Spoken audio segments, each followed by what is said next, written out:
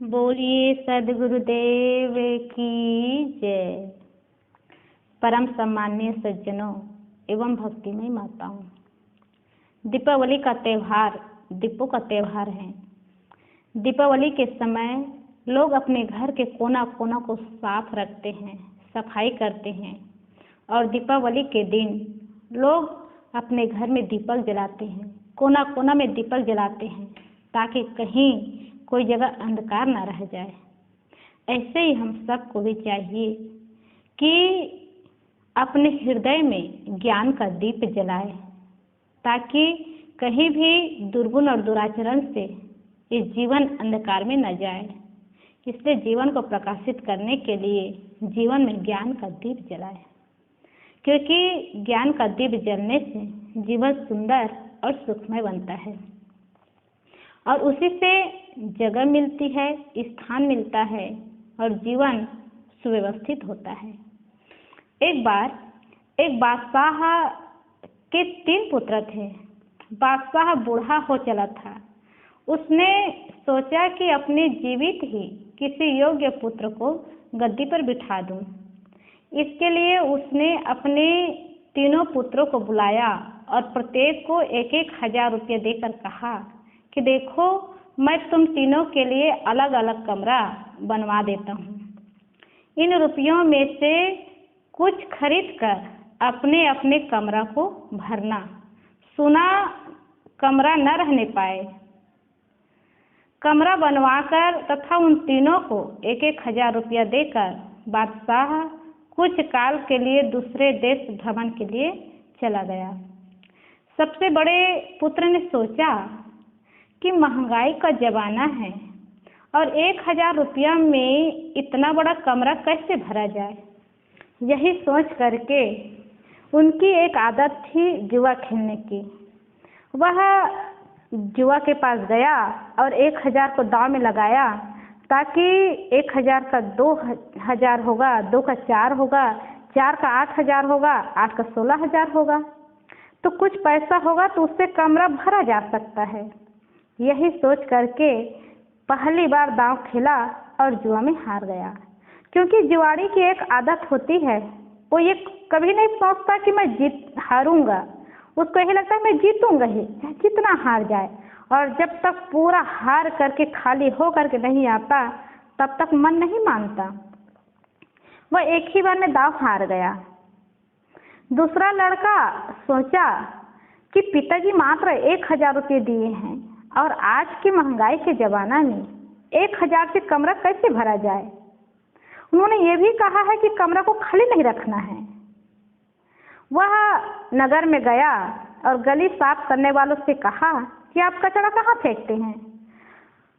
उन लोगों ने बताया कि कचरा को हम लोग कहीं गड्ढा में डाल देते हैं या एक जगह इकट्ठा करके जला देते हैं।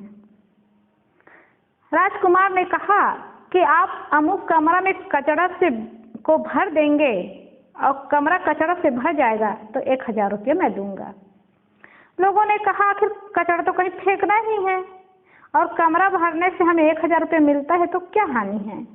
यही सोच करके उन लोगों ने स्वीकार किया और कमरा को कचरा से भर दिया। तीसरा लड़का था, वो कमरा को पूरा लिपाई पोताई करके साफ रखा, सुरक्षित रखा। पिताजी घूम करके आया, देशाटन करके आया। तीनों लड़कों के कमरा में जाने की बात हुई। बड़ा लड़का के कमरा में गया और दरवाज़ा खोला तो दरवाज़ा खोलते ही कमरा पूरा खाली था। पिताजी ने कहा, बेटा कमरा को खाली रखे हो, कुछ भरे नहीं। कहा, पिताजी आजकल महंगाई के ज़माना में 1,000 रुपये से कमरा को किससे भरूं। यही सोच करके मैं जुआ के पास गया, दांव में लगाया कि 1,000 का 2,000 होगा, 2,000 का 4,000 होगा, 4 का 8,000 होगा। यही सोच करके दांव में लगाया और एक बार में हार गया, इसलिए कमरा को नहीं भर पाया। पिताजी ने कहा, बेटा इतना सुंदर मिला था कमरा, पैसा भी मिला था, लेकिन भरने नहीं आया, खाली ही छोड़ दिया। दूसरा लड़का के कमरा में गया, दरवाज़ा खोला तो दरवाज़ा खोलते ही दुर्गंध आने लगी।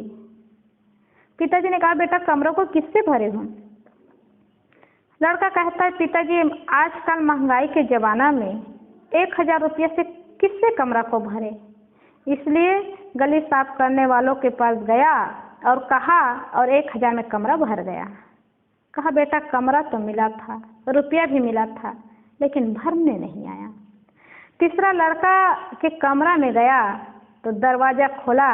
दरवाज़ा खोलते ही उस कमरा में साफ सफाई दिखाई दिया। वहाँ दीपक जल रहा था और अगरबत्ती के सुगंध से, दीपक के प्रकाश से और फूलों से सुगंधमय था, प्रकाशित था, खुशबूदार था, महक रहा था। राजा बहुत प्रभावित हुआ और कहा, बेटा कमरा भरने को तो तुमको आया, और जिनको एक कमरा को भरने की कला आ गई, उस जीवन को जीने की कला और जीवन में सद्गुण भरने की कला उसी के पास हो सकती है। वह प्रभावित होकर के उसी पुत्र को राजा बनाया, क्योंकि उसी को योग्य पाया। यह तो एक कहानी है। ऐसे ही हमारे जीवन के विषय में भी यही बात है। कुछ लोग तो अपने जीवन रूपी कमरा को सूना ही रहने देते हैं। उन्हें जीवन के लिए जो कुछ उपलब्ध है उसे भोग विलासिता में ही व्यय कर देते हैं। कुछ लोग जीवन महल में अनेक प्रकार के भय, चिंता, शोक, व्यर्थ एवं कभी न पूर्ण होने वाली इच्छाओं, नाना तर्क वितर्क आदि का कूड़ा कबाड़ भर लेते हैं, जिसके परिणाम में दुख ही दुख हाथ आता है। बिरले ही ऐसे हैं जो जीवन महल को, जो जीवन रूपी कमरा को हृदय के ज्ञान से एवं सद्बुद्धि रूपी सुगंधि से भर लेते हैं, और वे ही जीवन के सम्राट होते हैं। यह अनमोल मानव जीवन बड़ा ही अनोखा है। इसे प्राप्त कर हमें विचार करना चाहिए कि जिस जीवन को विषय विलासिता रूपी दांव पर रखकर हम बारंबार हारे हैं, थके हैं, वही क्रिया पुनः क्यों करते हैं? जिस विकार, ईर्षा, घृणा की दुर्गंधि से हम त्रसित हुए या होते हैं, उसी की ओर फिर क्यों मन को लगाते हैं? ठीक से ज्ञान न होने से, दूरदर्शिता एवं परिणामदर्शिता के अभाव में ही ऐसा होता है। विचार करने पर प्रत्यक्ष अनुभव होता है कि संसार के समस्त भोग